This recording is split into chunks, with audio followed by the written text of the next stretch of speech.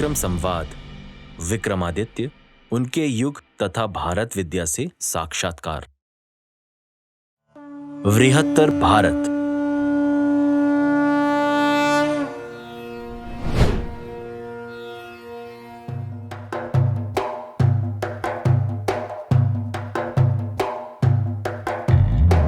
प्राचीन भारत का गौरवशाली अतीत केवल साहित्यिक आख्यानों का परिणाम नहीं, बल्कि निरंतर हुए पुरातात्विक उत्खननों, शिलालेखों, सिक्कों और विदेशी यात्रियों के वृत्तांतों से भी प्रमाणित होता रहा है।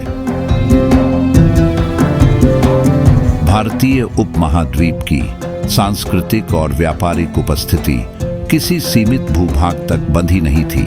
वह एक विस्तृत वैश्विक श्रृंखला के रूप में दक्षिण एशिया से आरंभ होकर पश्चिम एशिया, भूमध्य सागर, दक्षिण पूर्व एशिया और दूरस्थ द्वीपों तक फैली हुई थी।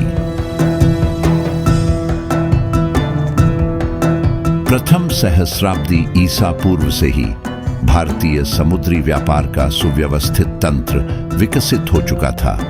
ग्रीक ग्रंथ पेरिप्लस ऑफ द एरिथ्राइयन सी में भारतीय बंदरगाहों और लाल सागर के व्यापारिक मार्गों का उल्लेख मिलता है। मिस्र के तटीय नगर बेरेनिस ट्रोग्लोडिटिका से प्राप्त भारतीय मसालों और मनकों के अवशेष इस बात की पुष्टि करते हैं कि भारत के व्यापारी भूमध्य सागरीय विश्व से सक्रिय संपर्क में थे। यह संपर्क केवल वस्तुओं का आदान प्रदान नहीं था, बल्कि विचारों, लिपियों और सांस्कृतिक प्रतीकों का भी प्रवाह था। भारतीय व्यापारी केवल वाणिज्यिक हितों के प्रतिनिधि नहीं थे, वे उस ज्ञान परंपरा के संवाहक थे जिसने वेद, उपनिषद, बौद्ध और जैन दर्शन जैसी गहन बौद्धिक परंपराएं विकसित की।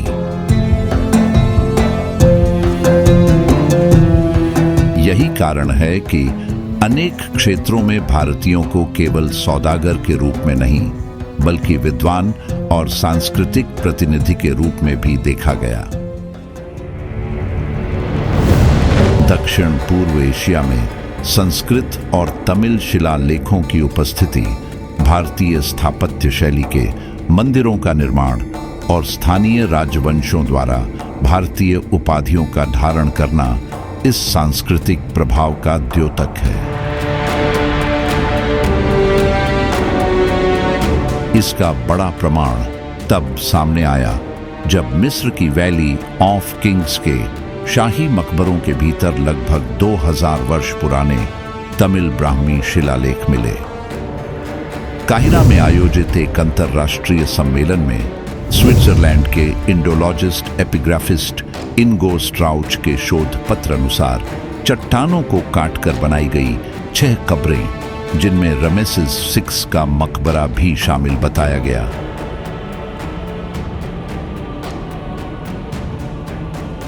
तमिल ब्राह्मी और प्राकृत में लिखे लगभग 30 ग्राफिटी अभिलेख दर्ज किए गए हैं। लॉन्जेन विश्वविद्यालय के प्रोफेसर स्ट्रॉच ने यह कार्य पेरिस स्थित French school of Asian studies के प्रोफेसर शार्लेट श्मिड के साथ मिलकर किया। टीम का कहना है कि उन्होंने शाही मकबरों की दीवारों पर अंकित सूक्ष्म पूर्वोपेक्षित चिन्हों का उच्च रिजोल्यूशन फोटोग्राफी, ट्रेसिंग और पेलियोग्राफिक तुलना के आधार पर दस्तावेजीकरण किया। शोधकर्ताओं के अनुसार इन ग्राफिटी में सिकई कोर्रान नाम 8 स्थानों पर मिलता है।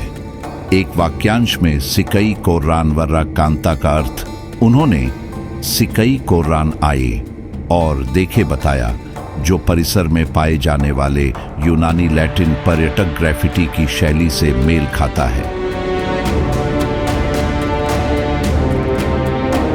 उनका तर्क है कि यह शैली रोमन कालीन आगंतुकों द्वारा अपना नाम दर्ज करने की प्रथा के अनुरूप है और उसी परिसर में पाए जाने वाले यूनानी पर्यटक भित्ति चित्रों की शैली से मेल खाते हैं। प्रोफेसर स्ट्रॉच के अनुसार मिस्र में तमिलों की उपस्थिति के ये शिलालेख साबित करते हैं कि भारतीय व्यापारी केवल इलाके से गुजरने वाले नाविक भर नहीं थे। उन्होंने रेखांकित किया कि व्यापारी लंबे समय तक ठहरते थे और उनमें तट से दूर स्थित अंतर्देशीय विरासत स्थलों का दौरा करने की जिज्ञासा होती थी।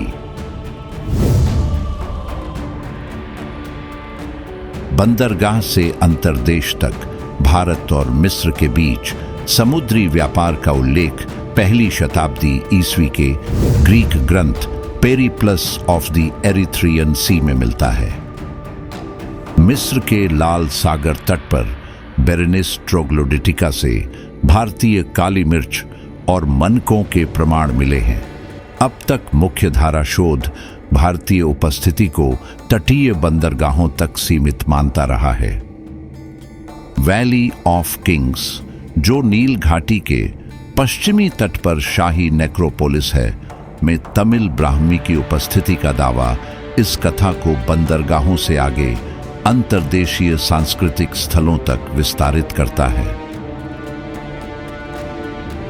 यदि यह निष्कर्ष पुष्ट होता है तो यह संकेत देगा कि तमिल व्यापारी केवल क्षणिक नाविक नहीं थे, बल्कि मिस्र में ठहरते और विरासत स्थलों का भ्रमण भी करते थे। मिस्र में राजाओं की घाटी के उच्च सुरक्षा वाले शाही मकबरों के अंदर 2000 साल पुराने तमिल ब्राह्मी शिलालेखों की खोज इस बात का सबूत है कि प्राचीन तमिल व्यापारी मिस्र के आंतरिक भागों तक की यात्रा करते थे। 20वीं सदी की शुरुआत में खोजे जाने के बाद से ही मिस्र की वैली ऑफ किंग्स दुनिया भर के लोगों को अपनी ओर आकर्षित करती रही है। नील नदी की घाटी में मौजूद इस जगह पर 3000 साल से भी पहले मिस्र के न्यू किंगडम पर राज करने वाले फिरौन को दफनाया गया था। हजारों सालों में इस जगह पर विजिटर्स ने अपने निशान छोड़े हैं। इनमें कुछ निशान ऐसे थे जिन पर करीब 1 सदी तक किसी का ध्यान नहीं गया।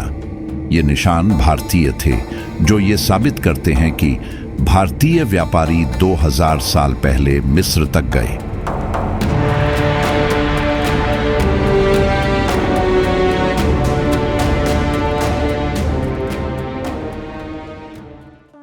भारत उत्कर्ष।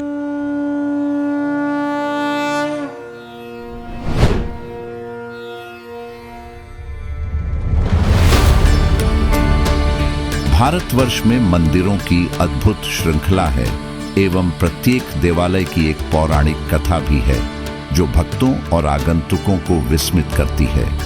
ऐसा ही एक मंदिर उड़ीसा में है जो विष्णु के वराह स्वरूप को समर्पित है।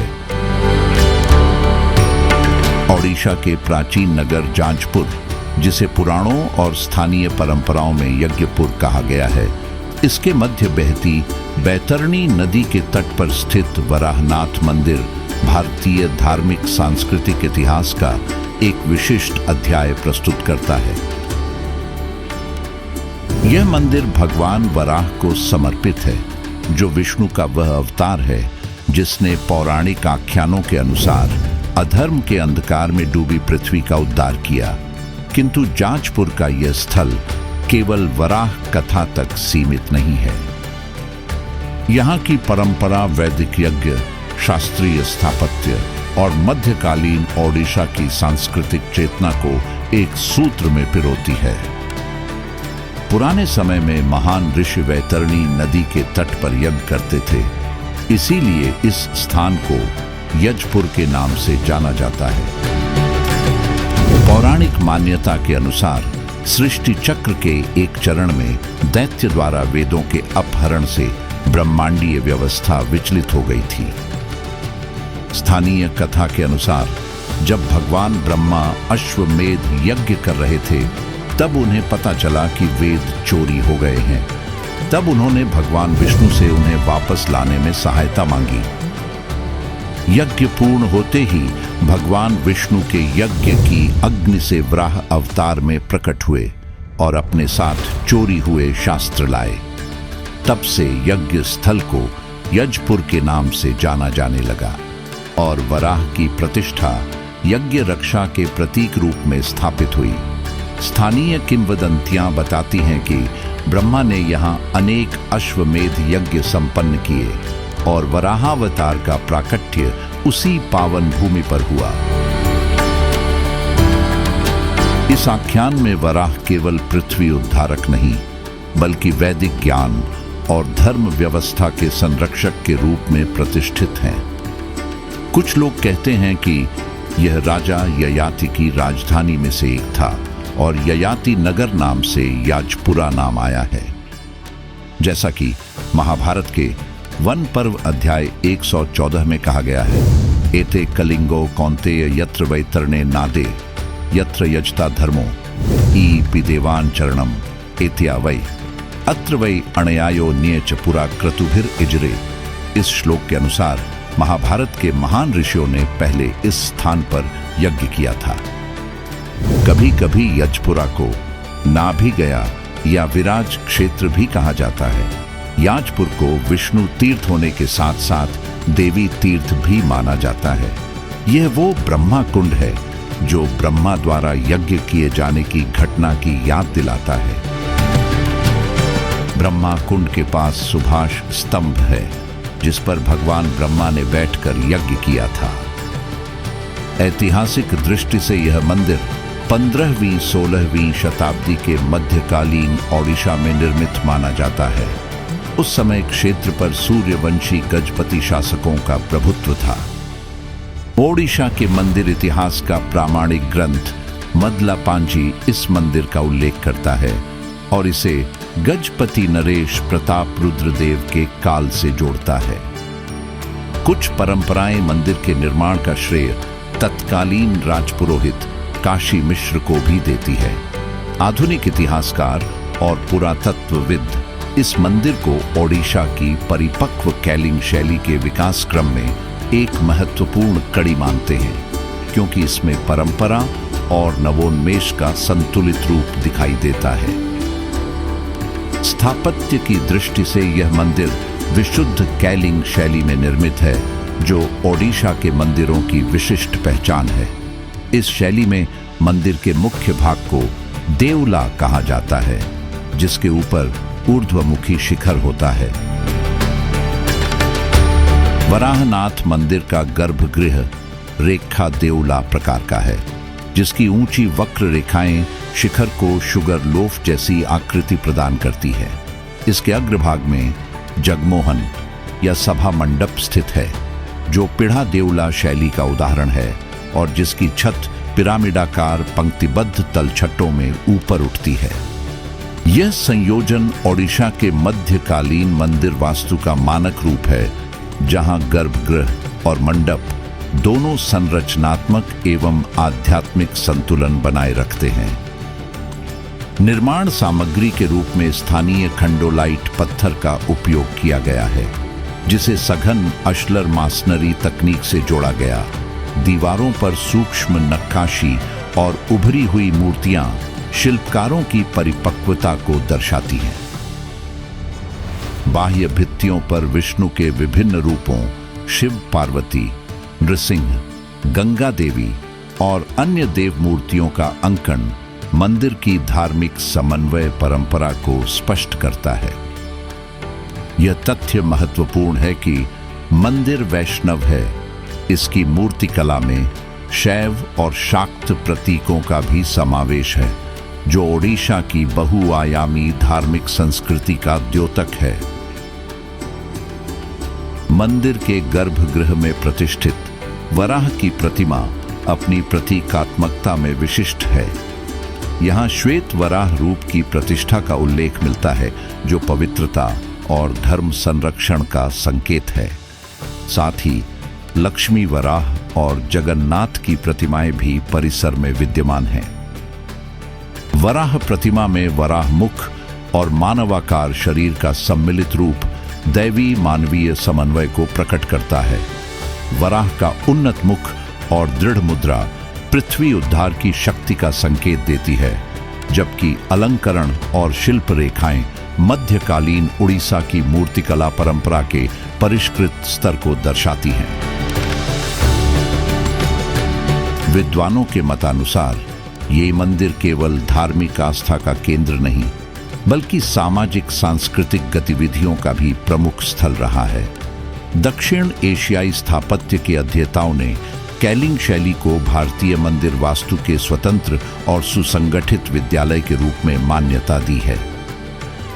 ब्रिटिश कालीन इतिहासकारों और आधुनिक पुरातत्वविदों ने ओडिशा के मंदिरों को पत्थर में लिखी हुई धार्मिक कविता की संज्ञा दी है, जहां संरचना, मूर्ति और मिथक एक दूसरे के पूरक बनते हैं। वराहनाथ मंदिर इस परंपरा का प्रतिनिधि उदाहरण है, जिसमें वैदिक यज्ञ परंपरा की स्मृति, विष्णु भक्ति की अभिव्यक्ति और क्षेत्रीय स्थापत्य की परिपक्वता एक साथ दृष्टिगोचर होती है। समग्रतः वराहनाथ मंदिर जाजपुर की ऐतिहासिक पहचान का आधार है। यहाँ पौराणिक आख्यान धर्म की रक्षा का संदेश देते हैं। स्थापत्य कला मध्यकालीन ओडिशा की तकनीकी दक्षता को प्रमाणित करती है और मूर्तिकला शिल्प संवेदना की चरम अभिव्यक्ति प्रस्तुत करती है। यह मंदिर केवल एक देवालय नहीं, बल्कि वैदिक चेतना, सांस्कृतिक निरंतरता और स्थापत्य कौशल का जीवंत दस्तावेज है, जो आज भी बैतरणी के तट पर धर्म और इतिहास की संयुक्त गाथा सुनाता है।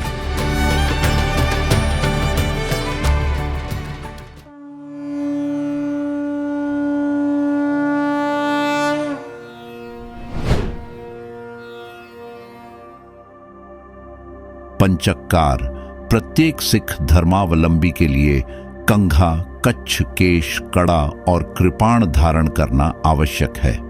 इन सब पदार्थों का नाम का वर्ण से आरंभ होने के कारण इन्हें पंचक्कार कहते हैं।